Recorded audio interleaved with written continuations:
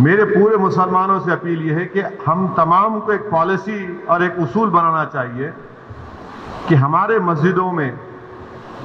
جو 65 سال کے اوپر ضعیف ہیں ان کو ہم روکے کم سے کم 1 جون کے پورے مہینے ختم ہونے تک، کیونکہ ان کے جسم میں امیونٹی کم ہو جاتی ہے، مختلف خدا نخواستہ اگر ان کو ڈائبٹک ہے، بیماریاں ہیں، تو باڈی میں وائرس سے مقابلہ کرنے کی طاقت کم ہو جاتی ہے۔ تو میں یہ اپیل کر رہا ہوں کہ 8 جون کو انشاءاللہ تو کھل جائیں گے، مگر کم سے کم جون کے ختم ہونے تک ہمارے جو 65 سال کے اوپر جو ضعیف افراد ہیں ان کو ہم سمجھائیں، ان سے ریکویسٹ کریں کہ کم سے کم جون کے ختم ہونے تک آپ تھوڑا مسجد کو مت جائیے، گھر میں نماز پڑھیے۔ جو نوجوان ہیں جو ذرا مسجدوں کو کم جاتے، اب وہ جا کر مسجد کو آباد رکھے۔ تیسرے یہ کہ مساجد میں اگر کارپیٹ ہے اور اس کارپیٹ کو نکال سکتے آپ تو فوراً نکال کر پتھر کے اوپر نماز پڑھنا چاہیے، کیونکہ کارپیٹ میں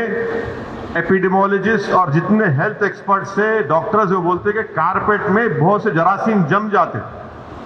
اور اس سے ہو سکتا ہے کہ خدا نخواستہ کسی کو وائرس لگ سکتا۔ تو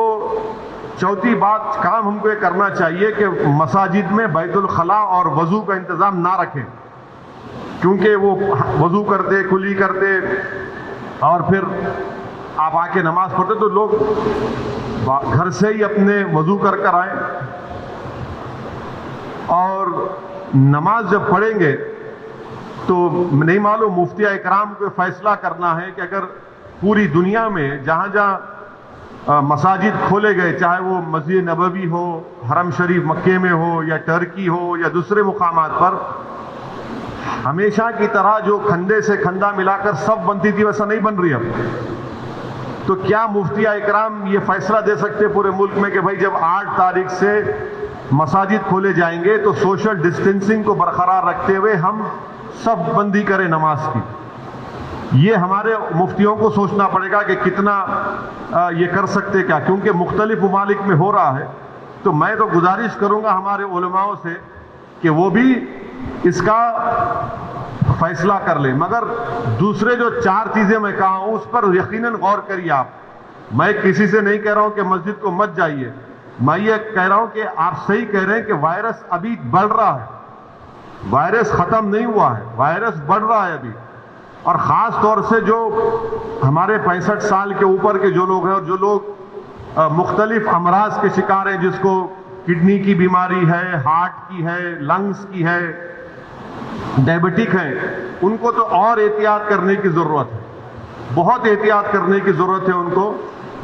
کیونکہ ان کی جان کو بچانے کا ہے۔ یقیناً ہم کو ایک روحانی اور قلبی سکون ملتا ہے جب ہم اللہ کے گھر میں جا کر سر و سجود ہوتے ہیں، مگر اسلام کی اہم تعلیمات بھی ہے کہ جان بچائیے، اور اگر خدا نہ خواستہ کسی کو یہ وائرس ہوتا ہے تو پھر ان کے گھر والوں کو ان سے جو ملاقات کیے، پھر ایک نیا سلسلہ شروع ہوتا ہے ٹریسنگ کا، پرائمری کانٹیکٹ کون تھے، سیکنڈری کانٹیکٹ کون تھے۔ یہ میرے احساسات ہیں، اور یہ اسی وقت ہوگا جب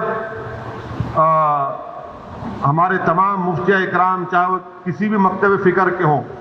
وہ اس کا ایک اجتماعی طور پر نوٹ لے کر سب کو بتائیں۔